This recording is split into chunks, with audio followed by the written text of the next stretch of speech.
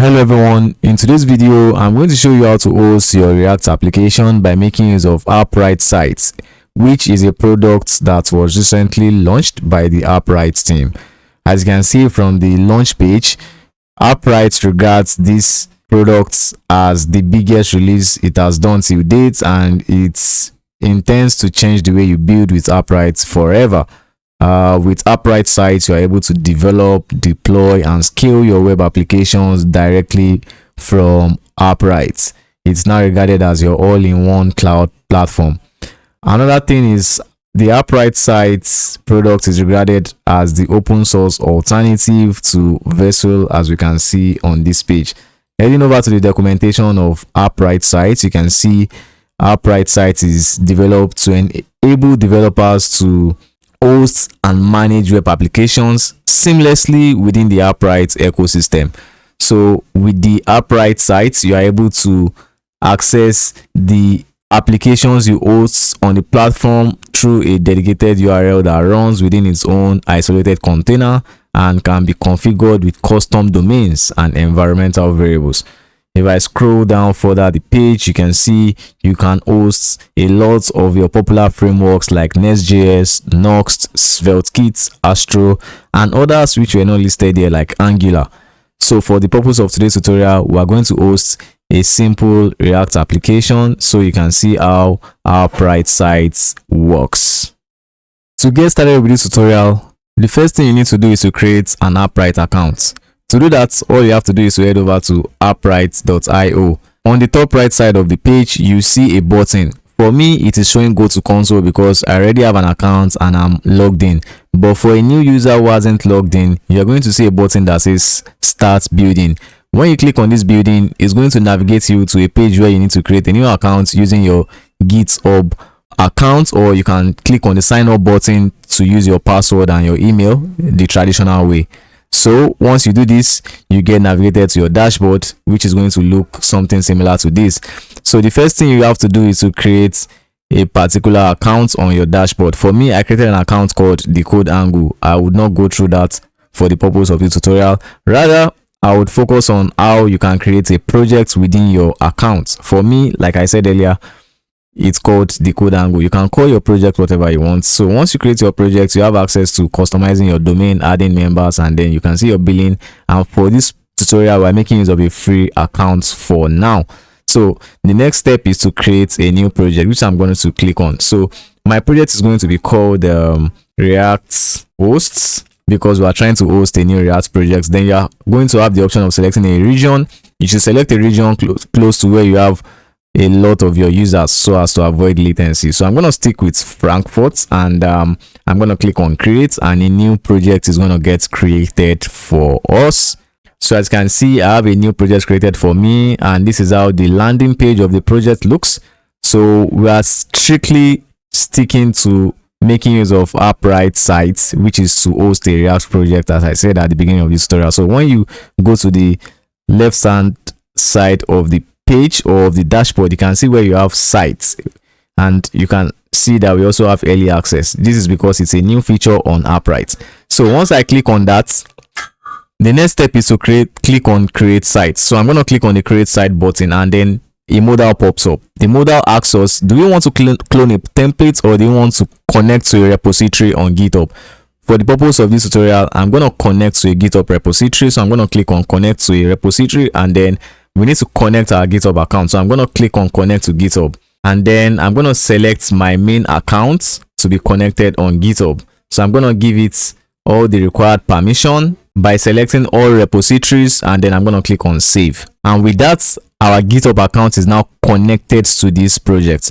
So we can select the specific repository we want to connect to this page. For the purpose of this tutorial, I'm going to click on the Bank Data Automator project, which was created with React, and it's a new project I'm working on. So all I need to do is just to click on the connect button, and then that project is going to get connected.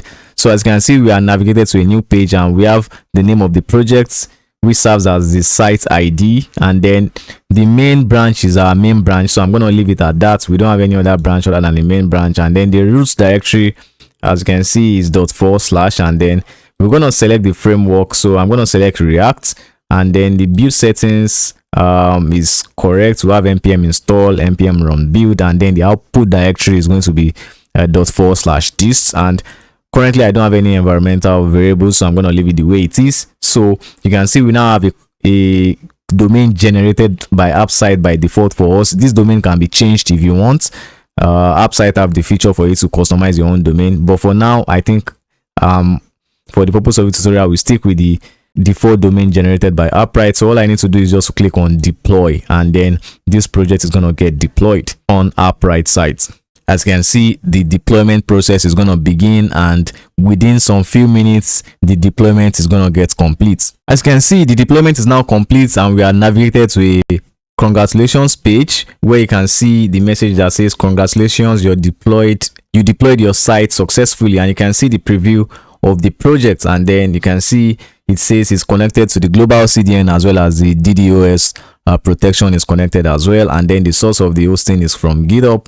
And then the next step is for you to add your domain to this project, or you share your site, or open it on mobile or any other device you want. So let's visit the site by clicking on the visit site button, and then you can see the default link provided by Appwrite Sites on the URL input field. Quick pause. Looking for a platform where you can bulk generate AI short videos and also automatically grow your faceless YouTube channels?